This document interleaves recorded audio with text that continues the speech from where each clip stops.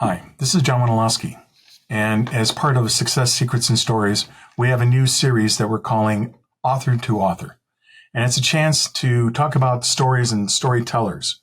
So as an author, I'd like to introduce John Stroebel, and John's going to explain a new book that he's been working on, Leaf Runner. John? Yeah, hello. Thanks for having me on. Again, I'm John Stroebel, the author of Leaf Runner, which is a contemporary sci-fi thriller. I'll hold it up here for you. There you go. There's the cover. And it was published about a year ago, so it's been out there for a little bit. But this is a great opportunity to sort of talk about the story behind Leaf Runner and a little bit about Leaf Runner itself. So I appreciate the opportunity here. Awesome. So writing a novel is a rather unique exercise. Tell me why you were inspired to write a novel. So, I would say this is a product of COVID. Sure. I've been an engineer, got a degree in electrical engineering from the University of Minnesota, and since 1987, I've been in the medical implantable device industry working on designing pacemakers and implantable defibrillators. So basically put my creative efforts into ideas and patents for medical devices throughout most of my career. And then COVID kind of came along, and that kind of changed the world, right? Right. We were working from home. We're not going out to restaurants even, right? Other than the curbside pickup or something like that. Sure. So,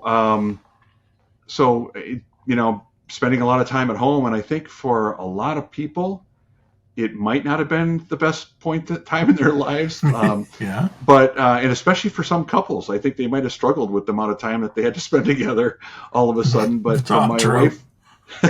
For my wife and I, it was actually a really good experience. It gave us an opportunity to be able to spend more time together.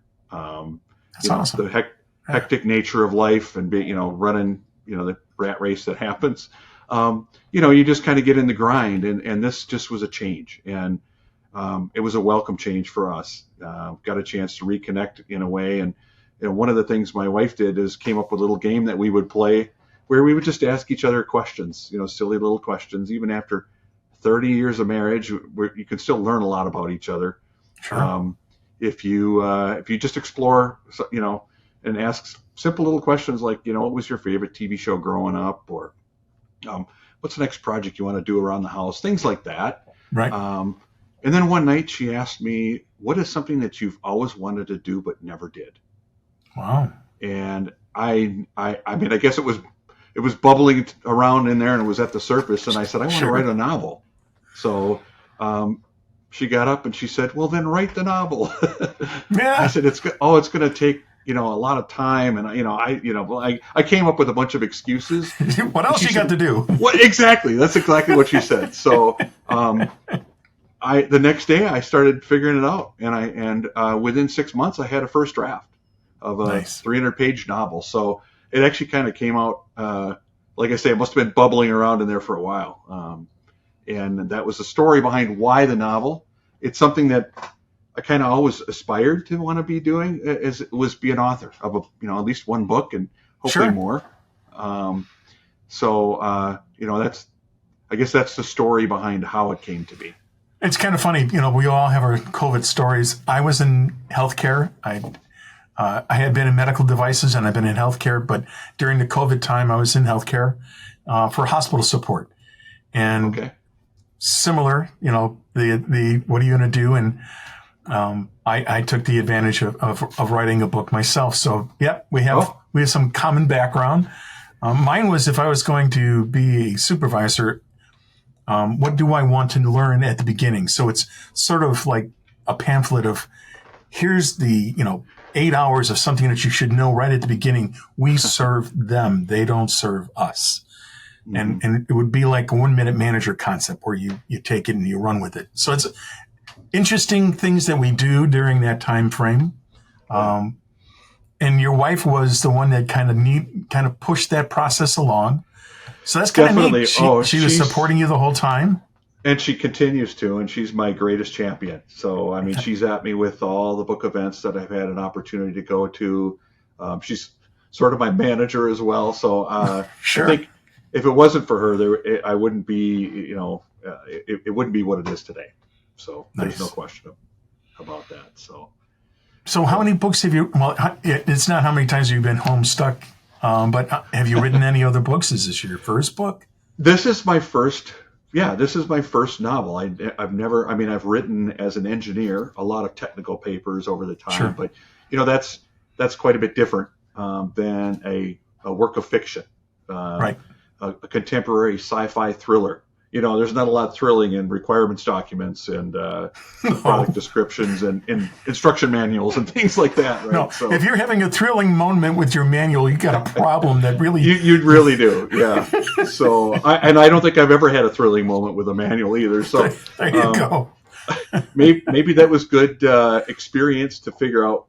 Plus, I'm also a reader. I like to read a lot too, and I've always just wanted to be able to see how I could create. And the cool part about the writing process is there's similarities to the creation process in engineering, but I found a whole new creative part of me, and I learned a lot about myself as I dove into this project. And not only this project, but I'm working on a sequel.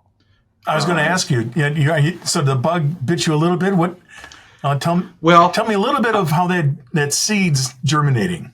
Sure. And so, I wrote the first book with the intent of potentially having a follow-on, right?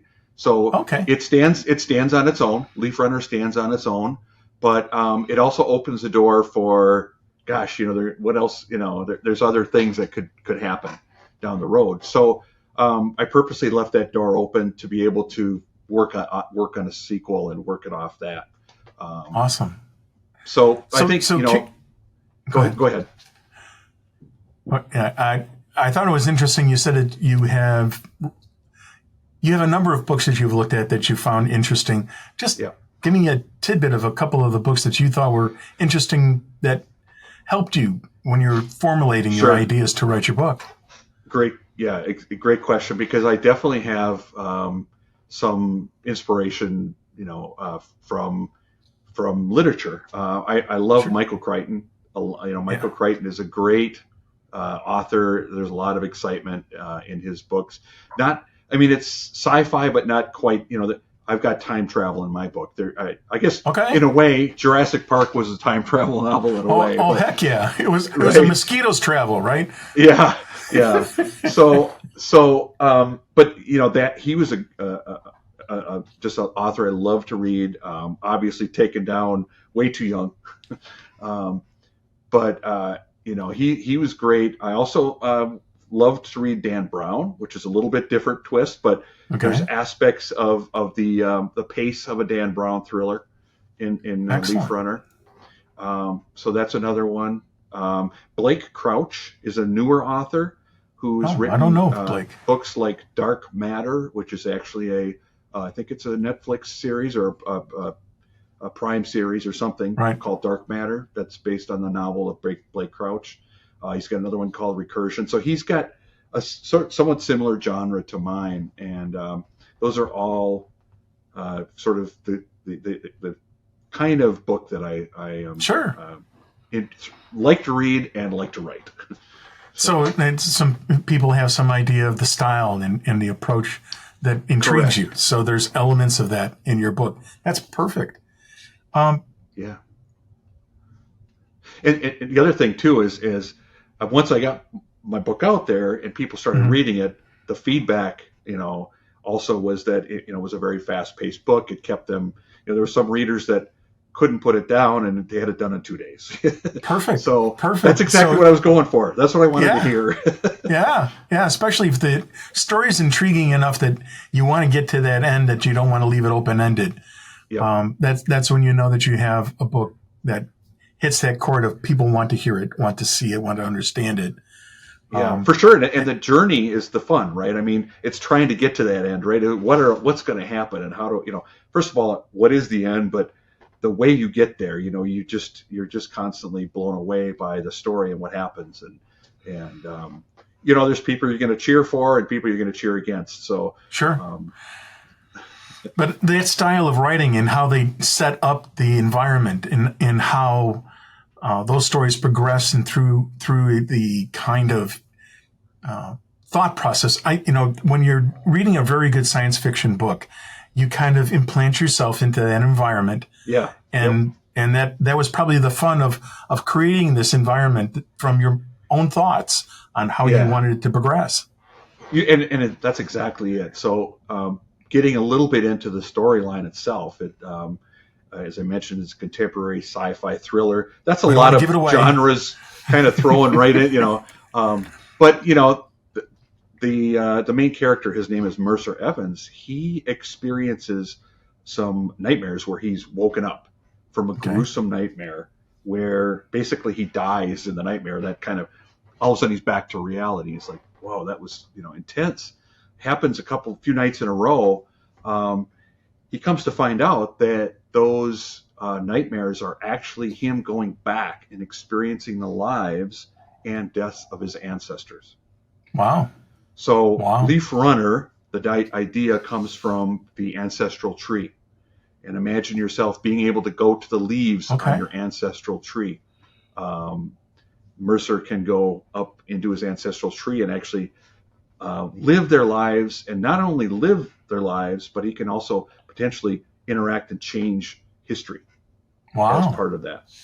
So that sounds intriguing enough that I want you to stop because I don't want you to give away too much of the book. No, it doesn't. But it kind of gives you the idea that, could you imagine if you could go back in time and understand more about your heritage, more about your ancestors and what their lives were like?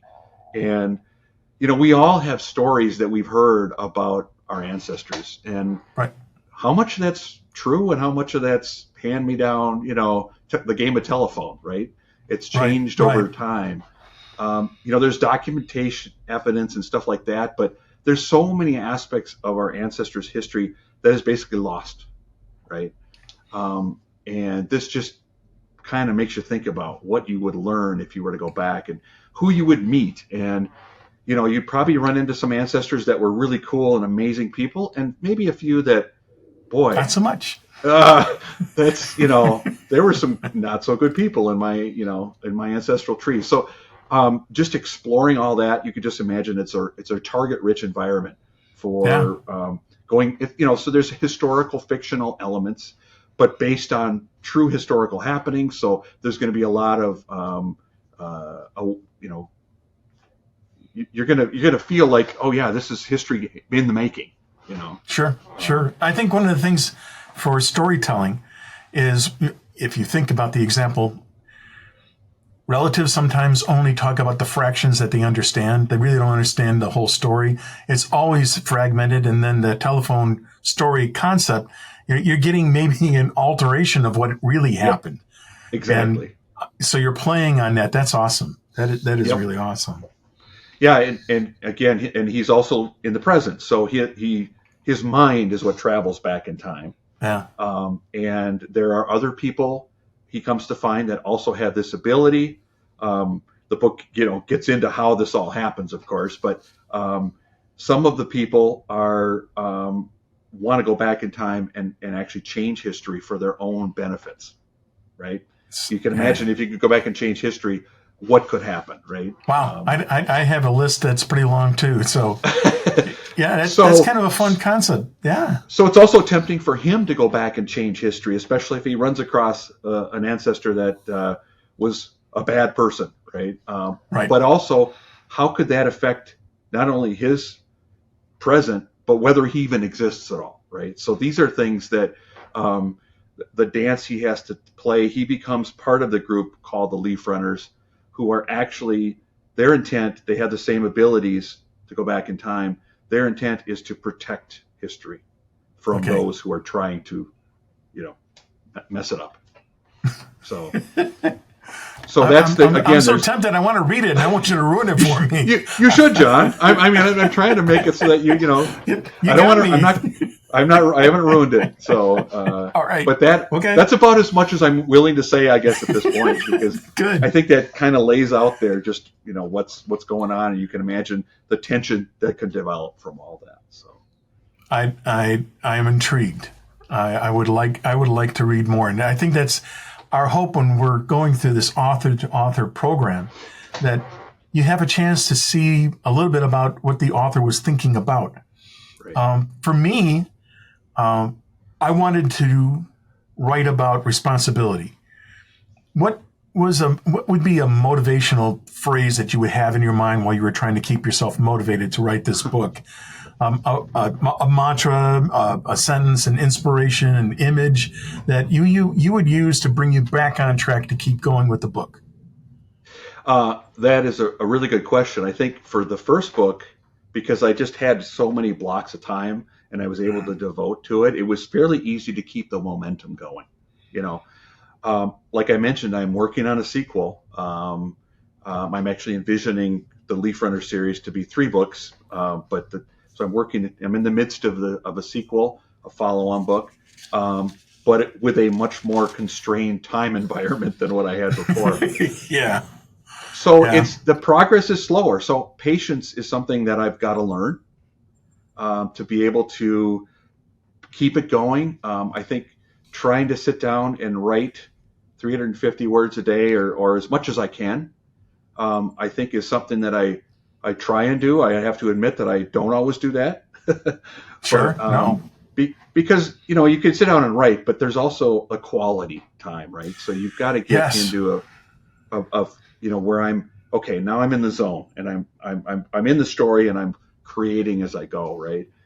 But it doesn't just happen like flipping a switch, right? So Right. those Right. are a few things that I've learned as an amateur author that is experiencing, becoming experienced in it, right? So, but I think you have to have a compelling story. You have to have it's coming from within you, so it's got to be Right. something that you want to draw out and you want to explore and you want to put down on paper, right? If you're not interested in the story, how do you expect yourself to write about it? Right. Right. I think one of the interesting things going through that process is I would write something and I would come back to it the next day and go, what was that? That's not even close to what I had in my mind. Yeah.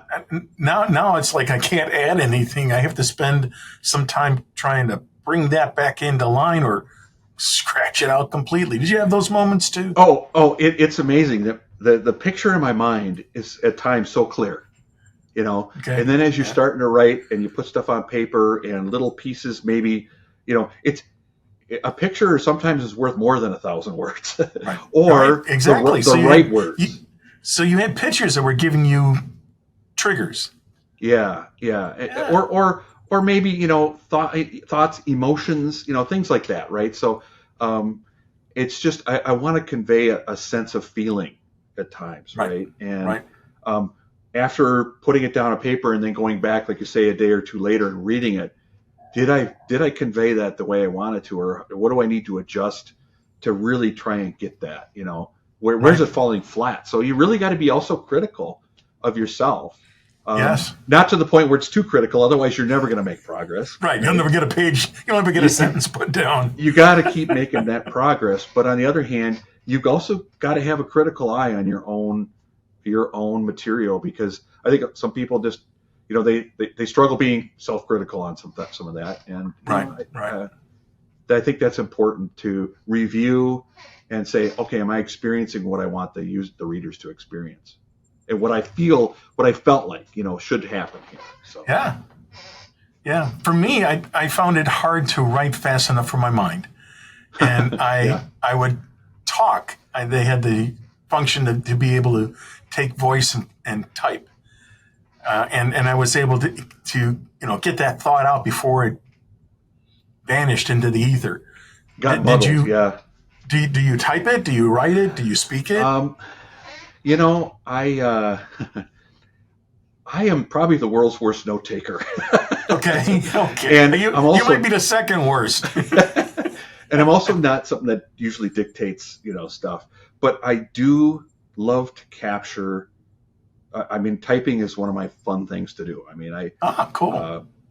Part of it is, I mean, I've used a keyboard forever, but I also use it to do a lot of coding. I mean, I write software and I do things like that. There you go. Okay, so you have a reasonable speed at typing. I do, and I usually type in not only English but other languages. So, Wow. And they're very concise languages, computer languages, whatever you might say. Right? Sure. So, sure. Part of my goal is a little bit of my analytical engineering piece is to make sure the words that come out are descriptive, not repetitive, not distracting. Right? Sometimes you can put the wrong words down and they don't mean, they don't mean what you want them to mean. Right. So, and that they're, maybe I'm even too condensed in my writing in some ways. But I also don't like to sit and read flourishy stuff that doesn't go anywhere. Right. Yeah. So, it's a balance to keep the pace, to convey all that you need to allow people to put themselves in where you want them to be, without creating too much noise and distracting them. Sure. So I see, is this like home office in the basement where the thought process happens? Is that This is where a cave? lot of it happens. Yeah. There you go. I've had opportunities to take my laptop off to a few other places, but really this is the bat cave here is where okay, a sure. lot of it happens. I'm in mine, so yeah. I know the feeling. Yeah. Awesome. So a couple of final questions. So John, in terms of your readers and having the opportunity to read about your book, what are you hoping that will impact your readers and implore them to tell others to buy Leaf Runner? Well, I want people to basically just kind of lose track of time while they're reading. Like I say, a few readers I've had have come back to me and said, I picked up this book and I couldn't put it down. I love that. I want them to be just kind of engrossed in the story, and it's one of those where you get to the end of a chapter and there's cliffhangers and things like that, right? So it's just keeping people engaged, and I want them to be engaged. I want them to feel kind of caught up in the story, and that at the end that there's resolution, that it's a good story to tell and to tell others about, right? So that's what I'm hoping for, and I've had the opportunity to hear from a lot of readers that feel that way, so it's good. As someone who reads science fiction, I just appreciate it that that you don't have an ending that doesn't really give you a conclusion. That just drives me mentally insane when you're going, wait, there should be another chapter, and you start flipping the rest of the book going, come on, there's got to be at least 10 more pages. I fully agree with that, where I'm kind of left hanging, like there's a bunch of stuff that's either unresolved or now I got to make up in my mind, but what should it be, right? I don't know the right answer. I kind of want to be guided through as much as I can, but still not to the point where I'm constrained, where I can still, my imagination can take me these places, right? Yeah. So I fully agree with you. And like I say, there's things that are left open, but aren't to the point where they're frustratingly open. They're just like, okay.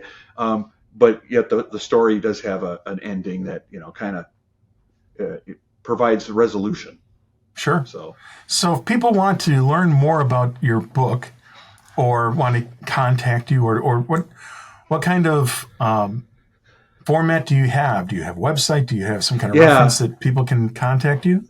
So I have a Facebook page. It's Leaf Runner Book. Okay.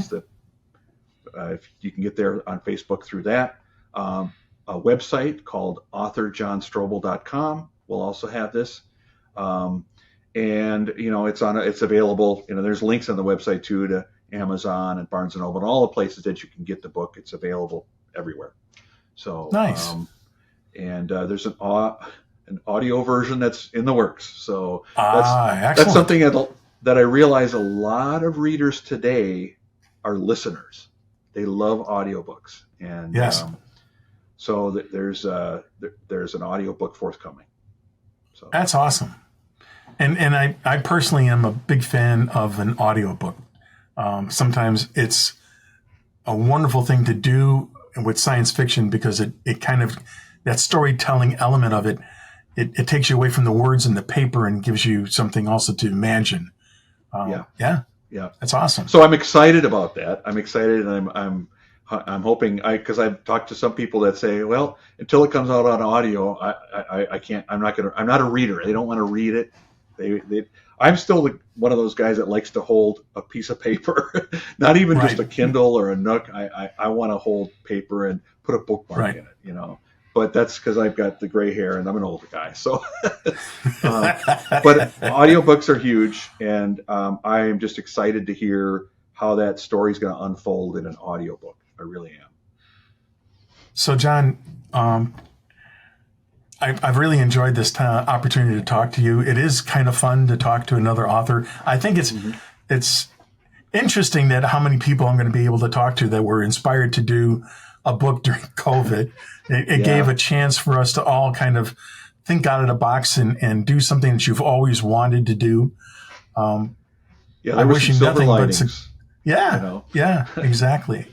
I wish you nothing but the best with the book, and I'm intrigued. I think you'll be able to sell one more book. I'm hoping you pick it up and and enjoy it. And so thank you for being a guest again. Success Secrets and Stories. This is our author series on stories, and I am here with John Stroebel, and it has been a real pleasure. Thank you, John. Thank you, John. Appreciate the time.